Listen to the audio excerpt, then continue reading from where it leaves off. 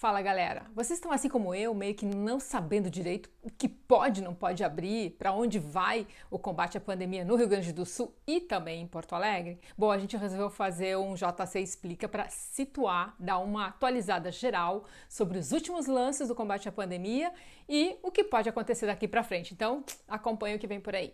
Na última semana, a gente teve algumas novidades importantes sobre o sistema do distanciamento controlado, que é o que regula toda a estratégia estadual de combate à pandemia. O distanciamento é aquele que tem as bandeirinhas, vai da preta à amarela e depende do grau de risco, de como está a cidade ou a região, ela acaba sendo adotada a cada semana. Nós tivemos duas novidades importantes no distanciamento controlado estadual, duas mudanças que já foram editadas em decretos. Primeiro, municípios que recebem pacientes de outras regiões para serem internados em UTIs, esses doentes não vão contar para fins de cálculo da bandeira de cada semana.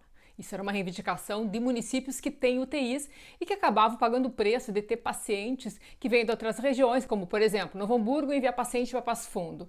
Aquele paciente lá acabava impactando a definição da bandeira, então isso não vai mais pesar.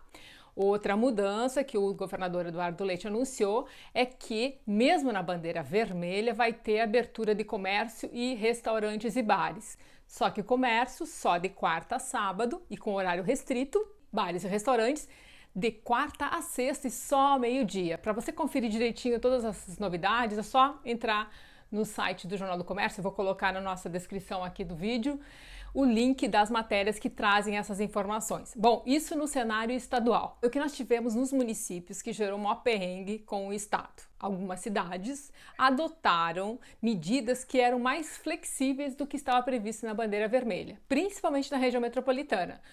Entre elas estavam São Leopoldo, Cachoeirinha e Esteio.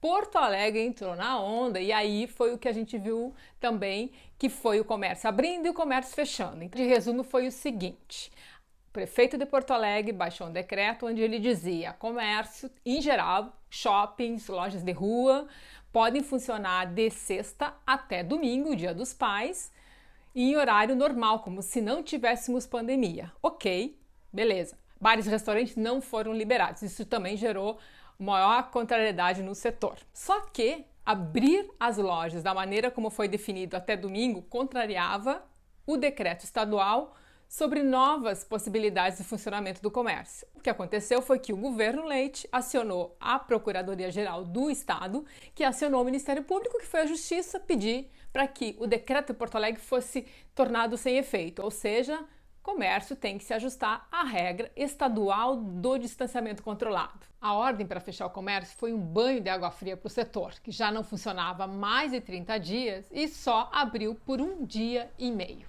Bom, e o que pode vir essa semana? Um mapa novo do distanciamento, com a definição das cores e riscos em cada região e já com a estreia da 21ª região, que engloba os municípios abaixo aqui de Guaíba, Charqueadas, Camacô, se desvinculando um pouco do impacto que tem na região metropolitana. Outra informação importante: nenhuma previsão ainda sobre volta às aulas presenciais em toda a rede, seja privada ou a pública. O governo ainda vai aguardar menos riscos da pandemia em função do fluxo de pessoas que as escolas vão movimentar quando forem reativadas. Porto Alegre, o que nós vamos ter? Prefeito Nelson Marquesan prometendo abrir mais setores, e aí vai do comércio, a academias, a imobiliárias, também tem os bares e restaurantes. Então a gente deve ter aí essa semana novidades sobre isso e principalmente respondendo uma pergunta: o governo local vai desafiar a regra estadual, como a gente viu semana passada, que desafiou e acabou tendo que voltar atrás? Um dado bem importante em relação a isso é o que ele falou para as entidades nas 8 videoconferências que aconteceram na sexta-feira, dia 7, que a gente acompanhou todas elas, desde manhã até a noite. Desde a construção civil, comércio, restaurantes, supermercados, imobiliários, academias, shopping centers, para justamente avaliar as medidas e ele, de alguma maneira, passar a mensagem de que vamos fazer uma abertura maior com restrições e para pedir uma coisa bem importante: que as pessoas com sintomas da Covid-19 buscam os serviços de saúde para fazer a testagem, principalmente o teste de RT-PCR, que é aquele que detecta o vírus